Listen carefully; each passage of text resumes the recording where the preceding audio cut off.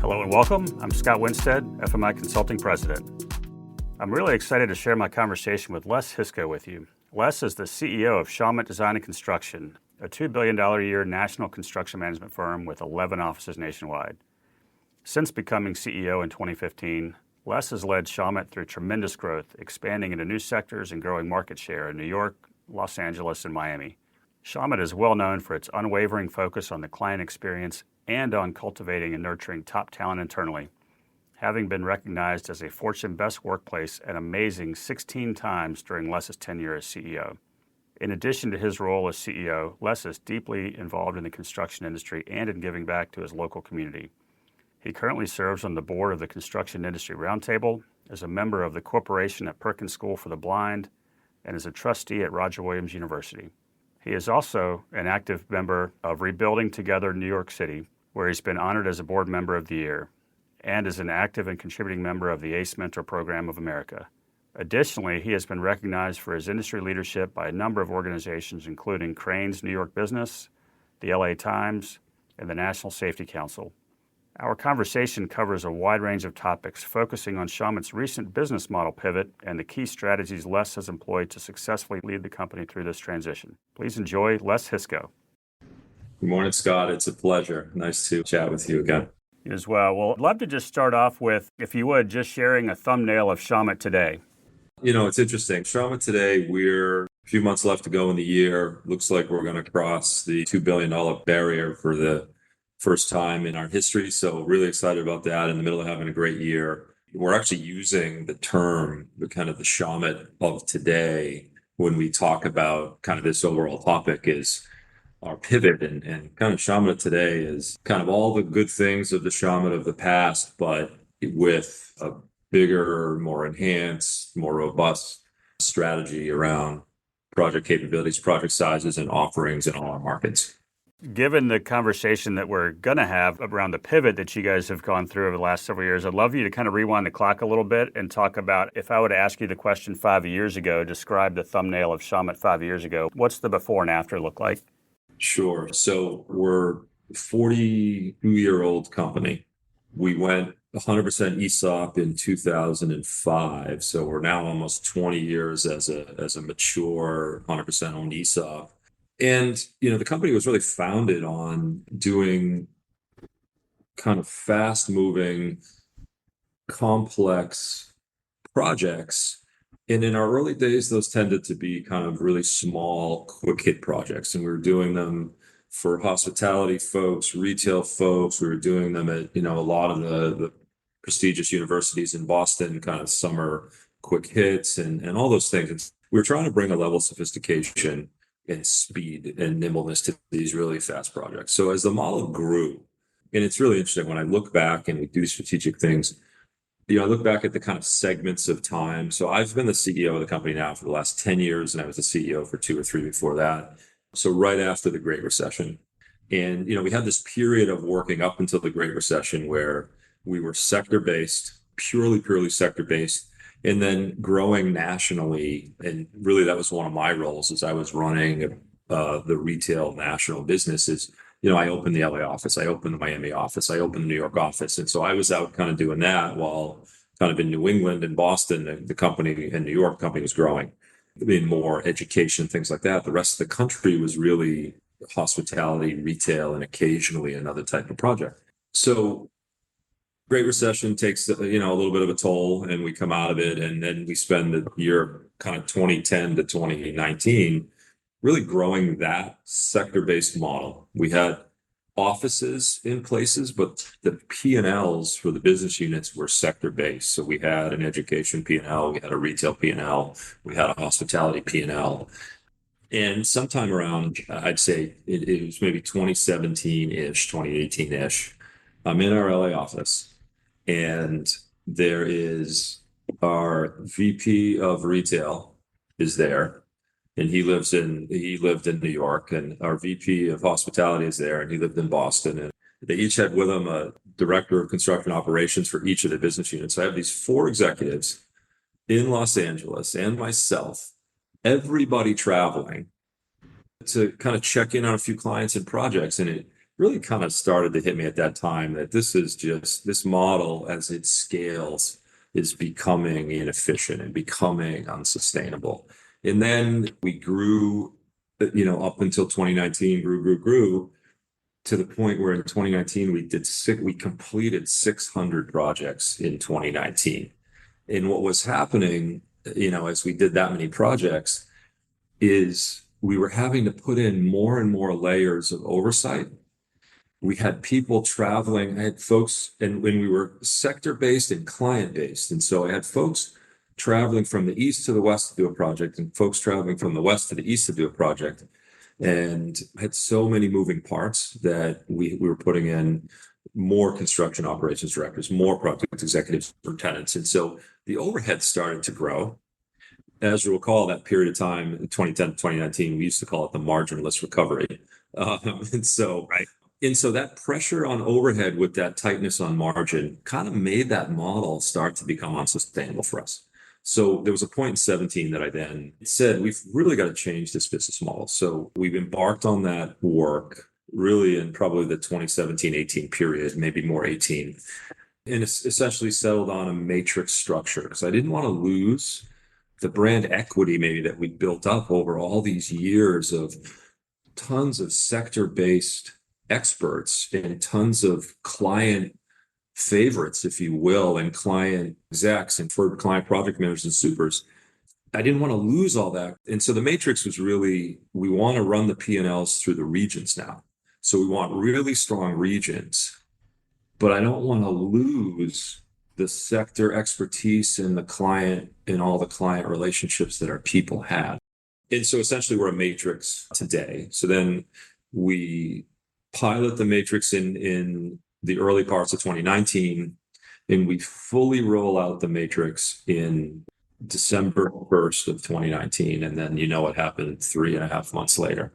And a matrix operating model is a more expensive model because we put in the kind of top line P&L. So my leadership team was kind of top line P&L folks are now going to run regions, and national sector leads are going to be the expertise across the whole country for us. And we've got 11 offices across the country from LA to Boston to Miami and so on.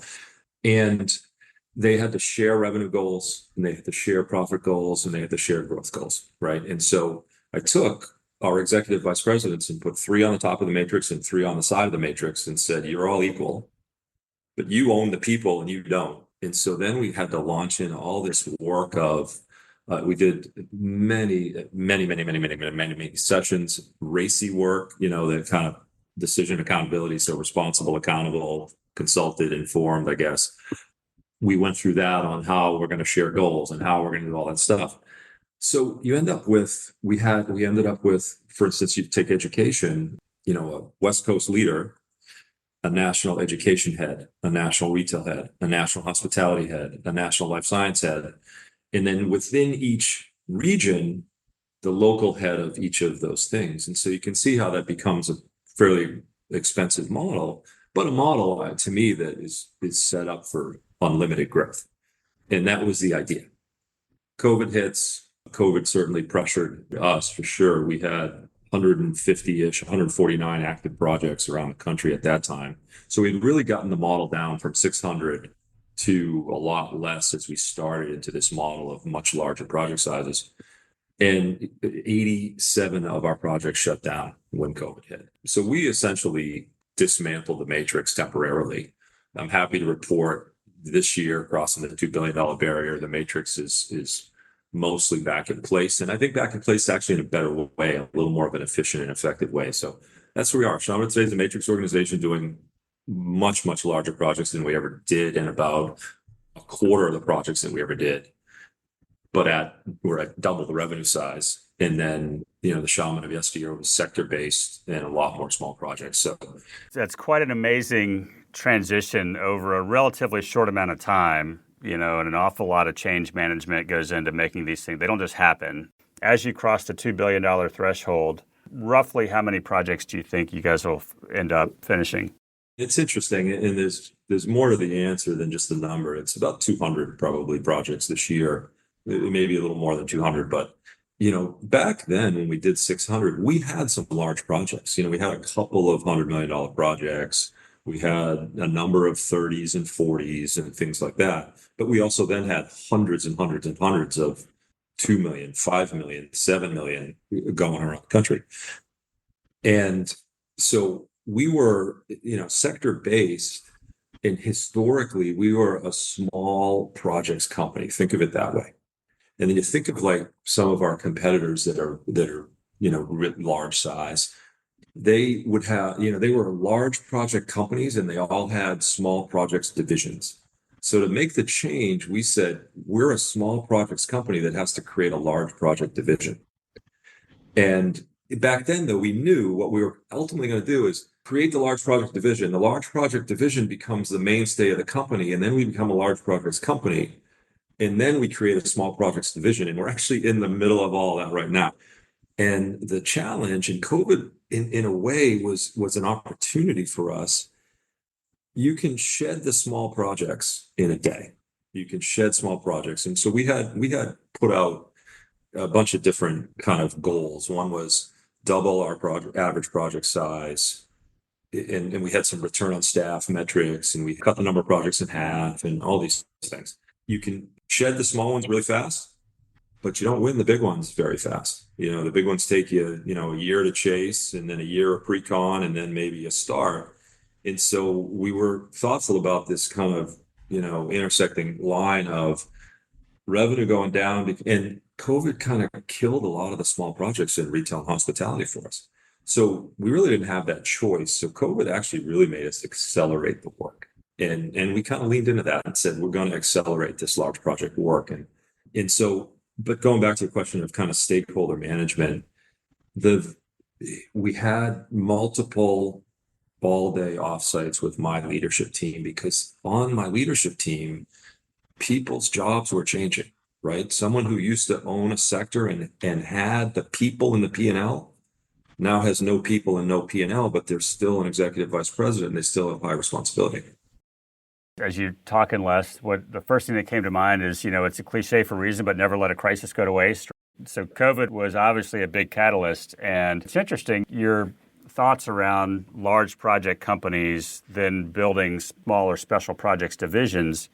Depending on the sector you're participating in, those small projects are a great way to stay sticky with clients and get in really closely to be able to be positioned for the large projects. So you got both ends to the middle, right? The small projects got a great training ground for young folks to take more responsibility on a kind of full project scope. You're right. A new client very often doesn't want to try out on one of their biggest projects, right? So you got to get in, you got to show them who you are. And so it is interesting. As we went to large project, we were so extremely focused on building our large project capability. And I'm happy to say today we've got an almost $700 million project going, 3 over $500 million going. We just turned over our first $350 million project, and so the mix is really great. Eventually, I want to get to this mix of we have enough large projects that I have ballast and 3 years of backlog, and enough small to mid-sized projects that can be a little bit better margin, that I have this kind of ideal mix of projects. And we talk about our sustainability as a company, and I talk about diversification in 3 ways. Geographic, I want to have geographic diversification across the country to weather any kind of regional storm. I want to have project size diversity, and then we want to have sector diversity. And the matrix allowed us to kind of bring sectors that we didn't have into other regions, like education to the west, education to the south, et cetera. Talk about that, Les, in the matrix and where you are and where you want to take it. What comes to mind for me is just the idea of stakeholder management. And if you would share the process that you went through to bring those stakeholders along, whether it's employees, whether it's subcontractor partners, design partners, owners. Yeah, it started with a lot of time, a lot of kind of offsites with my leadership team, and bringing them along to agree that the matrix was the right structure for us. Bringing them along to agree that why matrix and why not pure regional, right? And so we brought them along to where we all agreed in the room that this is absolutely the right growth structure for the future. Then we had a pretty robust communication plan and rollout plan and stakeholder management plan or change management plan. And our old sector-based model, we had a whole lot of people sitting in the East that were working on national projects that had to get absorbed into a regional P&L. And L. And so I was pretty adamant that no one's going home. No one's going home in this reorg. So if you're a project manager or superintendent who can only do smaller retail jobs and you sit in Boston, and we're going to go to this large project model. There's a timeline of I don't want to lose all the small projects, and it's going to take some time. So I had some ability to upskill and train really talented folks that were in the company to get them ready for large projects. So we put them on projects as kind of the second project manager and the second superintendent, and we loaded up our projects with people to get them upskilled. We also had a real plan to hire large project builders. We needed more outside large project executives, project superintendents, project managers, project estimators. So kind of putting that out to the company, and here's what the matrix is all about. I did just a ton of communication. I had a lot of town halls with the company. We went through all that RACI work, and those were kind of in the regions with regional leadership teams and their people, and then going through, here's what your job looks like. And for the project manager and superintendent day to day, their job really didn't change if this overall business model changes, but we had to make them feel comfortable that change is scary for folks. And so tons and tons and tons of communications via email, via town hall, via sessions that we brought them in to talk, all the classic things of change management. We probably have a whole separate podcast episode on change management and the process you all went through. Tying it back to the employees and the people that you have on the team, you mentioned that you guys went ESOP in 2005, so nearly 20 years as an ESOP, very mature. Yeah. ESOPs tend to be in vogue right now. You guys have been at it for a long, long time. If you would talk about how has that employee ownership model influenced the company's culture and performance over time? I think in ESOP culture, we really do talk about you're an owner, right? There's no individual owner who is making the profits of the company, right? There's the profits of the company over time ultimately go to all of you, to all of the employees. And we're very transparent about it. I have an annual shareholders meeting every year. We do ESOP information seminars for all new employees that come on. And I think culturally, we talk about the mindset of, if you're a small business owner and you have a client and that client loves you and gives you repeat business, they want to deal with that owner of the business. That owner of the business kind of thinks longer term, doesn't think transactionally, thinks about how do I keep this client or customer forever. They'll make financial decisions. They'll make business decisions in the interest of client service. And we've always been, our differentiator as a firm has always been, we want to be the client service offering out there in the marketplace. Of course, we have to be highly technical builders. We have to be great builders. We have to build on time, on budget, high quality. And our differentiator, though, is our client service kind of model. And so we really lean into it and say, we train on CX, customer service, customer experience. We have terms that we use like deliver a 10 on a scale of 1 to 10. The ride, we want the ride to be smoother for a client. And couple that with an ESOP culture where your people feel empowered because their impact directly affects the profitability of the company, which directly then pays them over time. And so that culture works. So we really stress that ownership culture, that kind of accountability culture, that you have real responsibility. Now, we're a big organization, so we certainly have our process and our rule and our control points and risk management, all those things. But the culture works. We recently just had, every 2 years, we do a big formal employee engagement survey. We do the best place to work things every year, and we get great feedback from that as well. But the kind of more formalized employee engagement survey that we do every 2 years. Same questions. We're on our 4th iteration of that over the last 8 years now. So we can measure our improvement over time. We just got it back, and we got just phenomenal engagement scores. And I'm just was almost surprised by how good they were, and really, really happy. And they kind of measure against a couple of benchmarks, but one of the items was so our overall engagement score was an 89, which was just this incredibly high engagement score. But the one measure, and I actually wrote it down, and I'm just going to refer to it. So the question was, are you motivated to go above and beyond for the company? And we ranked 17 points higher than the global average on that one thing alone. And our industry. Our industry is tough, and it takes discretionary effort, and it takes going above and beyond. And these are measures of our culture. And there's certainly feedback in there too. Like, people were very happy about our development planning, and they want more. People love that we have robust process, and they don't love so much that we have robust process, right? So, Right. As long as it applies to everybody else, right? right.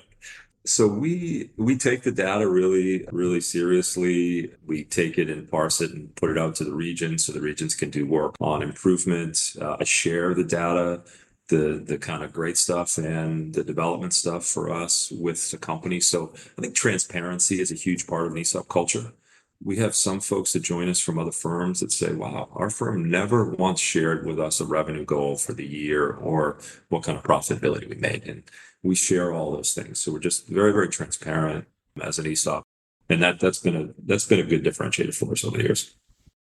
Kind of given where you are today in the model, how do you think about growth over time? Whether it's organic, whether it's acquisitive, et cetera. Kind of what do you look at from a levers standpoint? Yeah, we're talking about it quite a bit at the board level and at the executive team level. And our history has been almost all organic growth. Geographically, we would put a key longtime employee into a region and then kind of grow around them. But again, organically, we've made a handful of smaller kind of tuck-in acquisitions in the past. I think where we are today, and we do, as far as growth philosophy, I'm very much a growth driven leader. I think if you're not growing, you're shrinking and dying. And, we have this incredible college training program where we bring in 30 to 50 people a year. And I actually have created a chart with my team that shows, okay, after X amount of years, we have this many new project managers and project superintendents coming online. Where are we going to put them? One, we want to keep all our great people, and then we need to create room for all these people to have opportunity. You can actually reduce that to a number that you need to grow. So we kind of set a 10% growth target per year. And I think now, the bigger you get, that's harder to do organically. I do think we have tons of runway on the large project front now that we have that capability. And that capability is more mature in some regions for us and less mature in others. And so we need to just grow it there. So I see acquisition as a bigger part of our next 10 years. You talked about one of the reasons for growth and advocating for growth is just obviously it creates opportunity for others in the business. And if you don't have that, then you don't have great talent. And so my next question, I want to tie it back to just talent. I mean, you don't make Fortune's Best Workplace 16 times without a great talent strategy and really taking care of people. What does the talent development program look like at Shawmut today? Timing is great for that question this week. I'm just coming back from a 2-day offsite with 25 folks that have been in a leadership development program for the last 18 months for us. And the last 2 days was the culmination of that leadership development program, and everybody together, we flew them all in from around the country, did a great session. The culmination of the program is them to present their action learning projects to us, which are kind of real company issues to solve. And what's kind of amazing is the issues that are chosen are issues we and every one of my peers that run construction companies, we're all dealing with the same issues. And to hear these folks with new ideas and fresh energy and kind of more modern ways of thinking about how to solve these problems was really exciting. So we run leadership development programs. So I think probably 7 or so years ago, I hired a chief people officer, and she's phenomenal, Marianne Monty, and she reports directly to me, and I've elevated talent to the highest level. To really say talent is what we have, right? We don't own equipment and we don't own buildings. We have talent, right? That's what we have.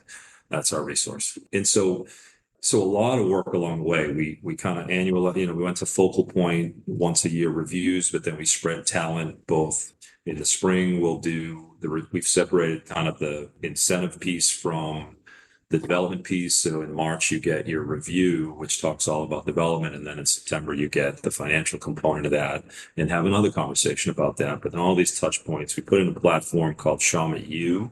And it's interesting. For years, we had something called Shawmut U, the letter U, like university. And it was a pretty standard curriculum-based training platform, minimum requirements. You take these classes. And now it's actually, our platform's called Shawmut U, YOU. So Shawmut U, you own your development. I'm really proud of our kind of diversity numbers at the company. And, we're 30% or 31% women in an industry that's an average of 10. Wow. We were 11% people of color in an industry that's an average of 3. And so I'm really happy with the numbers. But our people said, we feel like we belong here. So belonging is really high. They said, but I don't know if we feel like we have the same opportunities. So we've created a lot of work around that. We run this program called sponsorship, which every one of my team, my executive leadership team, we call it the ELT, we all have a sponsee in our job. Very different from management, coaching, mentoring. Sponsoring is the true champion of people. And so we've got, 30 or 40 people in that program right now that have sponsors. I'm in the process right now. So my COO, my chief people officer, and me, we took 10 each of these folks and we're doing check-ins with them. I got on a call the other day, a couple of days ago, with one. I said, how's sponsorship working for you? And is it clear that sponsorship is different from coaching or mentorship to you? And she said, very, very clear. And she goes, I've been promoted twice since I've been in the program for a year. So I feel like it's working for me. I'm like, great. And then I asked him, do you have access to the leader of your group or function? Do you feel like you're getting pushed on opportunities, that people know who you are enough to propose you on a stretch opportunity? And I'm hearing great feedback. It's the third iteration of the sponsorship program we've run. So we do that. We do have a mentorship software that pairs people to kind of try to eliminate some bias from the system. How will people fit best together as mentor mentee? We have a mentorship program. We do a ton of training development around how to be a good manager, how to be a good leader, how to have good conversations, all those things. So yeah, there's a lot there. And we do value talent as really all we got. A great explanation, Les, of the investment, not just in dollars, but in time and executive time and leadership's time in people and in the talent. And it's so many things that you touched on. 2 follow-up questions, one of which around the sponsorship program. How did you first come up with identifying and picking sponsors? Great question. So we run an annual talent review process, and it's not an unusual process. It's a 9-box process: potential and performance. So every region goes through their people. We talk about where they kind of fall in our kind of talent matrix, if you will. And we then, you get your top right box, which is really high potential and really high performance. Those are your absolute all-stars. And then you kind of overlay, and really the sponsorship program is really for, I'd say, our underserved population, if you will.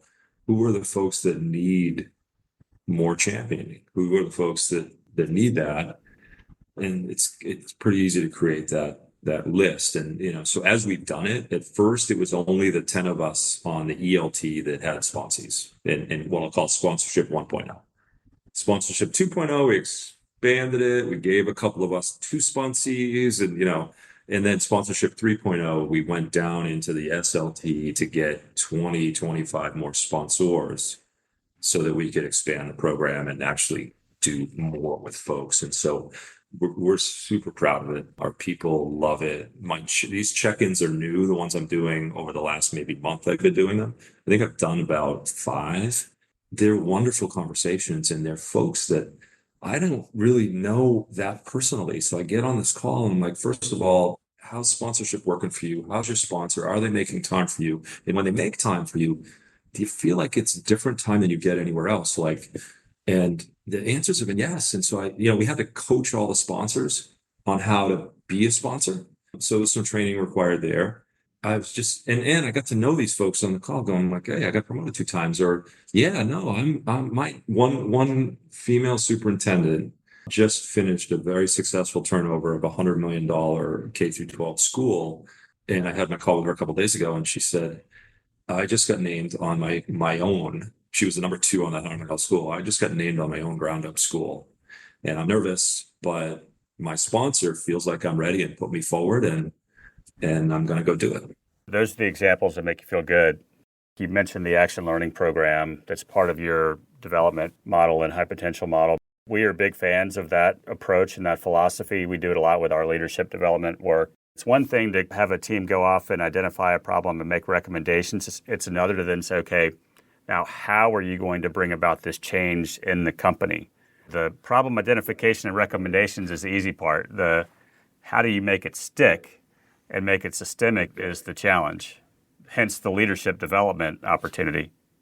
Exactly. And I, we're very overt about that. And I closed out the session yesterday, and we had six groups, so six topics.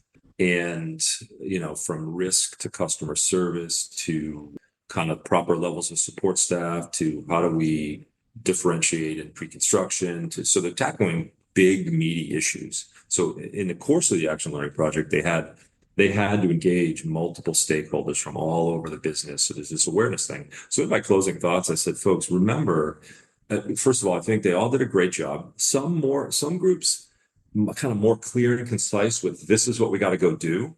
Some a little less clear and concise because it's complicated, right? We have other teams working on pre-construction initiatives in 2 or 3 places in the company, and now this group gets assigned it.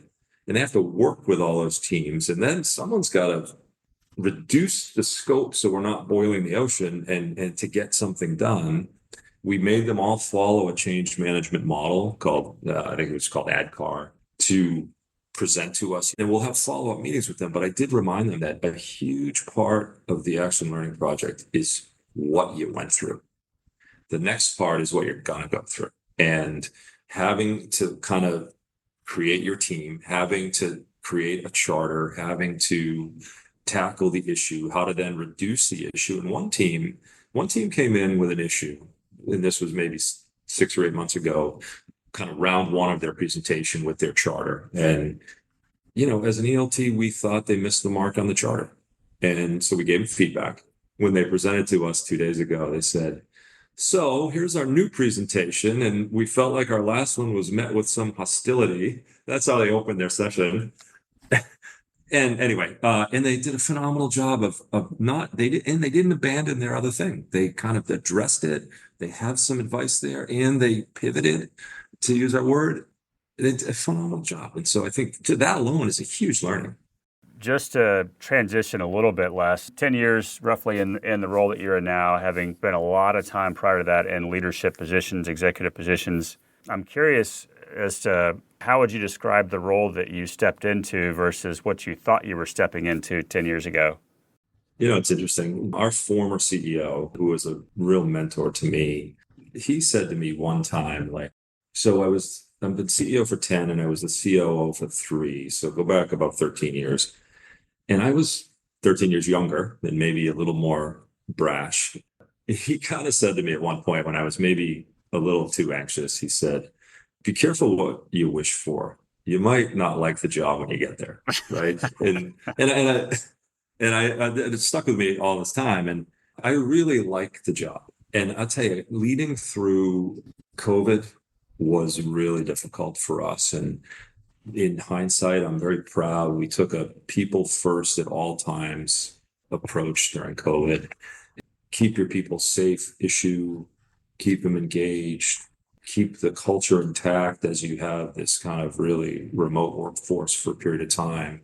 And by the way, we're completely changing the business model, right? So those were hard years where the word I'm using is now we have traction in that business model pivot as we have traction in all our regions. It's a lot more fun. During COVID, you as a leadership team, you almost have to play down a level and worry about collecting money and worrying about accelerating schedules on projects that got delayed. And you really almost play down a level when you're managing through a crisis. Now back up a level, looking at the next 10-year growth plan, working on some acquisition now, the continuation of the strategy, bringing, leadership development programs are back, all those things. It's much, much more fun. I've learned a lot along the way of surrounding myself with really talented people frees me up to do the things the business I think needs the most from me. And that's externally facing client strategy, clients, growth, acquisition, things like that. And I'm able to do all that stuff now. And I'm having a lot more fun than I was a couple of years ago. Bill Gates has thoughts around compounding. Most people overestimate what they can get done in a year, but dramatically underestimate what they can get done in 10. And so if you just toil away at it, work, over time, the snowball starts to catch up and momentum will carry you. And then to your point, it gets more fun. It's the grind and the grit and the stick-to-itiveness in the journey to get to that point where a lot of people decide to step off the ride. I use the term a lot, and we used it in our executive offsite this week, prepping for some strategy work. When we look out at the last 5 years, we still need to stay the course of what we're doing right now, because yes, we have traction, but we're not there yet. And you're kind of never there. But we have to be thinking about the next 10 years. What does Shawmut look like 10 years from now? Let's stay this course. And we have to start adding to it now for things to stick in 10 years. So that's something I kind of think about and talk about a lot with our team. And I'm really proud of the leadership team we have is our ability to talk straight about stay the course versus change it. Most companies are not good at stopping doing things, and we're one of them. And so we talk about what should we stop doing as well. I probably at some point along the way had the discussion around the net zero. Most policies are replacing something else or fixing something. And so we got to at least get rid of one if we're going to add one. You can't just keep filling the bag. Otherwise, the bag breaks at some point. One of our leadership development groups that presented, the first thing they presented was on an SOP that we created over the last couple of years and they put the flow chart on the screen. It was really cumbersome. And, our COO was in the room. And then they presented a new streamlined SOP that was like a quarter of the steps. And they had data on how much we were complying with that SOP, and we weren't because it was too cumbersome. And these folks got in the room and had to present to the COO that his SOP stunk. And here's the new one. And he stood up and said, "Wow, now I know why nobody was complying," and he just said, "And I'm really happy that you have taken a crack at this and you've made it's significant improvements." So kind of the conversation you just talked about between you and Tom back in the day, be careful what you wish for. I'm paraphrasing. I'm curious, knowing what you know now, what advice would you go back and give yourself back then? That's a good question. What advice? I love the quote you just shared about overestimate 1 year and underestimate 10. And I that really like hit me just now. And I would have said to myself, it's okay to stay the course. Be patient staying the course. I'm a very self-critical person of myself. And yet don't be so frustrated with the lack of progress on some of the change that you want to make. Stay the course and it will work out. But it does take more time. Things take more time. Change management, we're a strong culture and there's so much that's good about that. But making change in a strong culture gets even more difficult. And so early days, I would say get more people to help versus think you can do it yourself is a piece of advice that I think I finally may have learned. Yeah, it's pretty cool when you can accomplish something really special and unique. I'm reminded, I can't remember who, it was a college football coach, I think, that was asked about the costs of leadership. Everybody talks about the attributes and the pluses and all the platitudes and the accolades, but he talked about three costs of leadership. He said, you'll have to make hard decisions that negatively affect people you care about. You'll be disliked despite your best attempts to do the best for the most. And you'll be misunderstood, but won't always have the opportunity to defend yourself. And so just know when you're signing up for a gig like this or any leadership role, there is a cost component to it, which is important to understand, but worth it if you can kind of get comfortable with it. Right. And I agree with all of those. Those are all real and hard. There's the saying, it's lonely at the top. I mean, I have a really good 2 or 3 person inner circle of leadership here, and we can talk about everything. But yeah, you can't always publicly talk about why you did what you did, right? And especially in tougher times, it's hard. But yeah, that's interesting. I like that. You've been very gracious with your time. I have one final question for Yes. you, which is just as you look out over the next 5 or so years as an industry, where do you think the industry is 5 years from now? I think five's a pretty short window. Certainly, the industry is seeing an onslaught of investment in technology. If you look at some of the graphs of kind of the investment dollars that have gone into automating our industry in the past 50 years versus the last three, and the amount of data created in the last 3 or 4 or 5, whatever, it is remarkable. We're piloting many, many things. We're playing with AI on many fronts. There's no big, broad kind of AI solution here, but it's integrated into so many little things to make things more efficient. So I think you're going to see more and more improvement. The question we ask is, what's going to disrupt our industry? Like Uber disrupted the taxi industry, right? I don't see technology doing that. I see it improving the industry. I think the really great builders are great communicators. They're great at laying out a vision. They're great. They can go from really high level of laying out the plan to really low level of the exact correct stainless steel screw. I have a really, I don't, that's not going away. We're using robots to lay out some of our jobs now. And I'll tell you what, we check the robot's layout. A human checks the robot's layout. So, we're practicing things like we talk a lot about lean philosophy. We are in a number of IPD contracts. We employ kind of last planner on all our projects. And those things are all tried to eliminate gaps, constraints, and get team members to make commitments that they stick to. How does kind of technological onslaught now help that? It'll help it. I think you still have to have those people kind of talking and willing to say, this is what we'll do. So 5 years from now, improved, but not radically changed would be what I would say. That's probably a good place for us to end the conversation before I wear out my welcome. But listen, I can't thank you enough. Really appreciate it. Always fun to spend time with you. And thanks again. Thanks so much. Thank you for listening. And please remember to like or subscribe to the podcast so you don't miss an episode.